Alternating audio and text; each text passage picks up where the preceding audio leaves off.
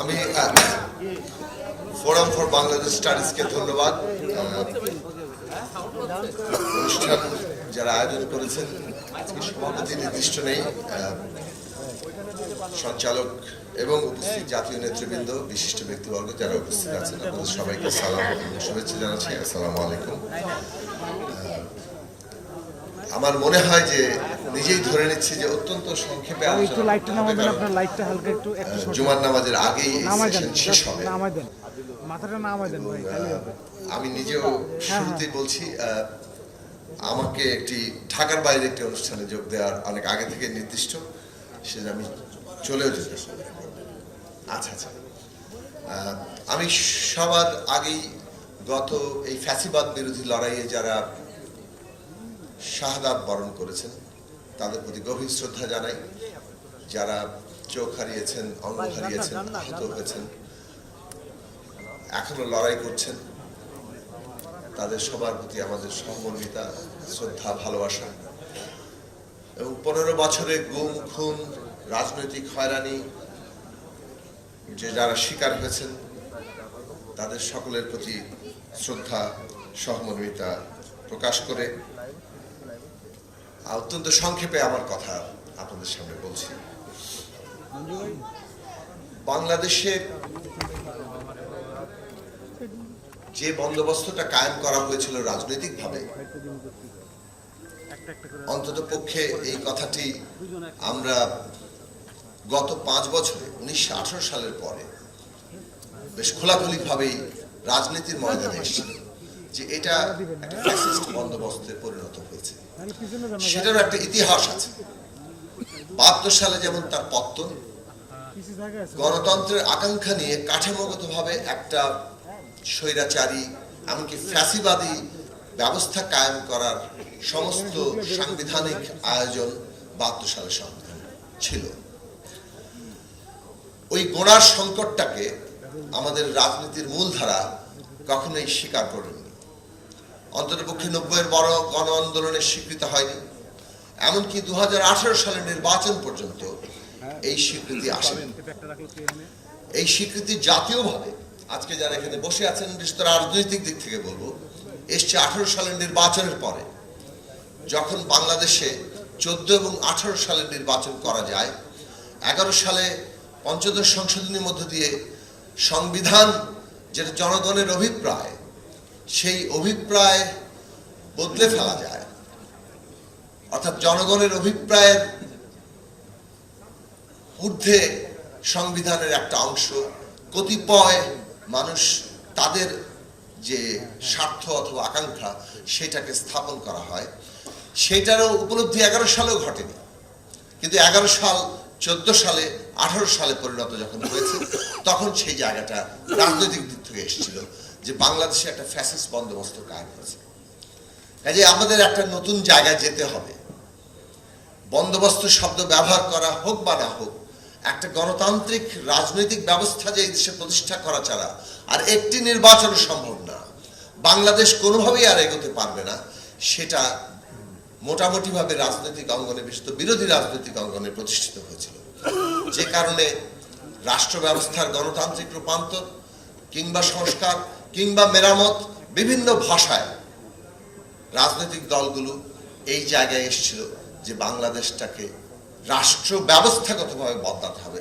কেবল সরকার পরিবর্তন বাংলাদেশকে আর কোনো সমাধান এনে দেবে না। এখন একটা রাজনৈতিক বন্দোবস্ত প্রতিষ্ঠা করতে হবে। এইটা আমাদের ছাত্র, শ্রমিক, জনতা যে অভ্যুত্থান তৈরি করেছে তার ভাষা হিসেবে সামনে এসছে। এমনকি অন্তর্বর্তী সরকারও গ্রহণ করেছেন যে বাংলাদেশে একটা নতুন রাজনৈতিক বন্দোবস্ত তৈরি করতে হবে। কি সেই বন্দোবস্ত, সেটা অত্যন্ত পরিষ্কারভাবে আমাদের সামনে আসা দরকার।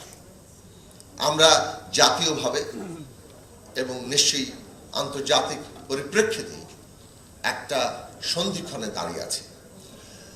নতুন রাজনৈতিক বন্দোবস্ত মানে একটা গণতান্ত্রিক রাজনৈতিক বন্দোবস্ত। এইটা বাংলাদেশে স্পষ্ট করে উচ্চারণ করা দরকার।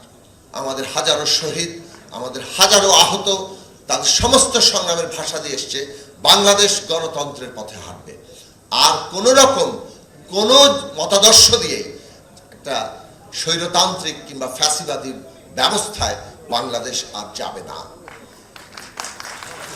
এই জায়গা বটম লাইন পরিষ্কার হওয়া দরকার।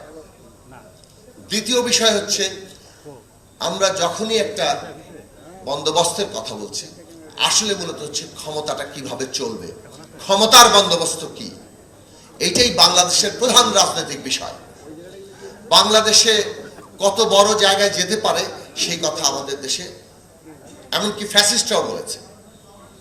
বাংলাদেশ আর কয়েক বছরের মধ্যে $1 ট্রিলিয়ন অর্থনীতি হবে, এমনকি আরো বহু ট্রিলিয়ন ডলারের অর্থনীতি হবে। কিন্তু এই যে এত বড় একটা দেশ, অর্থনীতির দিক থেকে, এত বিরাট জনসংখ্যার দিক থেকে, আয়তনে ছোট হলেও এই দেশ এই রাজনৈতিক ব্যবস্থা দিয়ে আর চলতে পারে কিনা, এইটা ব্যবস্থাটা চালাতে পারে কিনা, ক্ষমতার এই বন্দোবস্ত এত বড় জিনিস ধারণ করতে পারে কিনা, পারে যে না, সেটা ইতিমধ্যে প্রমাণিত। ফলে বাংলাদেশের সামনে দুটো পথ আছে, একটা এই রকম পুরো ব্যবস্থা চালানোর গণতান্ত্রিক পন্থায় হাঁটা, আর না হয় এই রকম স্বৈরতান্ত্রিক ফ্যাসিবাদী ব্যবস্থায় একের পর এক হোঁচট খেতে খেতে খেতে একটা ধ্বংসের দিকে যাওয়া কিংবা নৈরাজ্যের দিকে যাওয়া। সেই জায়গায় বাংলাদেশের আজকে সিদ্ধান্ত নেওয়ার প্রশ্ন, রাজনৈতিক দলগুলোর সিদ্ধান্ত নেওয়ার প্রশ্ন যে আমরা নিজেদেরকে কাঠামোগত দিক থেকে, চর্চার দিক থেকে এই উত্তরণের জায়গায় যাব কিনা।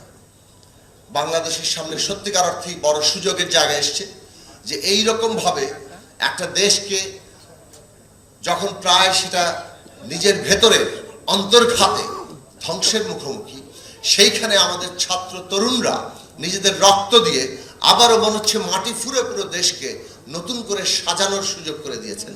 সেই রাজনৈতিক উপলব্ধি, সেই চ্যালেঞ্জ আজকে সমস্ত রাজনৈতিক শক্তির কাছে। কাজে এইখানে আমরা এমন একটা ক্রস রোডে দাঁড়িয়ে আছি যেটাতে ঐক্য খুব জরুরি। আমরা কেউ কাউকে, রাজনৈতিক প্রতিদ্বন্দ্বিতা থাকবে একটা গণতান্ত্রিক ব্যবস্থায়, কিন্তু গণতান্ত্রিক ব্যবস্থার যে রাজনৈতিক প্রতিদ্বন্দ্বিতা ক্ষমতা নিয়ে, সেটা যদি একটা নিয়মের মধ্যে না ঘটে, সেটা আমাদেরকে ধ্বংসের মধ্যে জায়গায় নিয়ে যাবে। সেই উপলব্ধিটা রাজনৈতিক পার্থক্য সত্ত্বেও রাজনৈতিক শক্তির মধ্যে থাকা দরকার। যদি রাজনৈতিক পার্থক্য সত্ত্বেও এই ঐক্যের জায়গায় আমরা একমত হতে না পারি, তাহলে বাংলাদেশ আমরা এই জায়গাটাতে পৌঁছাতে পারবো না। ফলে ঐক্যের জায়গা হচ্ছে এই নয় যে সবগুলো দল এক হয়ে যাবে, তাদের মতাদর্শ বদলে ফেলবে, কিংবা তাদের রাজনৈতিক যে কর্মসূচি তারও সব একাকার করে ফেলবে। এইসব পার্থক্য হয়তো থাকবে, কিন্তু বাংলাদেশের ক্ষমতা ব্যবস্থা কোন নিয়মে চলবে সেই প্রশ্নে ন্যূনতম ঐক্যের জায়গা বাংলাদেশের তৈরি করতে হবে। না হলে এই বিরাট যে আমাদের সামনে সম্ভাবনা, তাকে আমরা বাস্তব রূপ দিতে পারবো না। এবং সেটার জন্যই দরকার বাংলাদেশের সংবিধানের ক্ষমতার একটা ভারসাম্য এবং জবাবদিহিতা প্রতিষ্ঠা।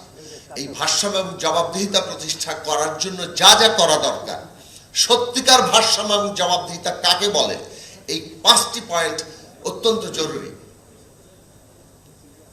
সেই জায়গাগুলো আমাদের তৈরি করার জায়গায় যাওয়া দরকার। সরকার কয় বছর থাকতে পারবে একজন প্রধানমন্ত্রী? 2 টার্মের বেশি কোনো প্রধানমন্ত্রী বাংলাদেশে থাকতে পারবে না। এই প্রশ্ন রাজনৈতিকভাবে উঠেছে, কিন্তু এর যে আরো একটু তর্ক আছে এখনো, কিন্তু সেই তর্ক চলবে, কিন্তু সেই তর্কের ন্যূনতম একটু জায়গা দরকার। বাংলাদেশের সাংবিধানিক প্রতিষ্ঠানগুলোর নিয়োগ কারা দেবে? যদি সেটা সরকারের হাতে থাকে, তাহলে সেই নিয়োগ অনুগতরাই পাবে। বাংলাদেশের মতো বিকাশমান গণতান্ত্রিক দেশে এই সাংবিধানিক পদগুলোর নিয়োগ আমাদেরকে এমন একটা কমিশনের হাতে দিতে হবে যেখানে সরকারি দল, বিরোধী দলের বিচার বিভাগের প্রতিনিধিত্ব থাকে। সেটার উপরে নির্ভর করবে বাংলাদেশের সাংবিধানিক প্রতিষ্ঠানগুলো, নির্বাচন কমিশন থেকে শুরু করে দুর্নীতি দমন কমিশন, অ্যাটর্নি জেনারেলের পদ, এই ধরনের গুরুত্বপূর্ণ অডিটর জেনারেলের পদ, এই ধরনের প্রতিষ্ঠানগুলো কিভাবে চলবে। বাংলাদেশের বিচার ব্যবস্থা নির্বাহী বিভাগ থেকে আলাদা হবে কিনা, কেবলমাত্র সংবিধানে একটা লাইন এটা যথেষ্ট নয় 53 বছরের অভিজ্ঞতায়। ফলে সুনির্দিষ্টভাবে এইবারে এই আলাদাকরণ, পৃথকীকরণ, সেটা আসলে ক্ষমতার পৃথকীকরণ, সেই জায়গাটা নির্দিষ্ট করতে হবে। এবং বাংলাদেশে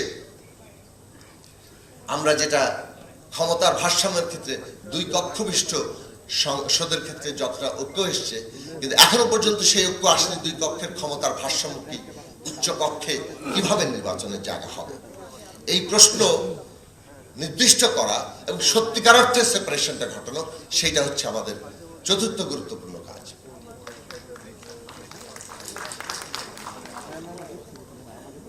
এবং সার্বিকভাবে বাংলাদেশের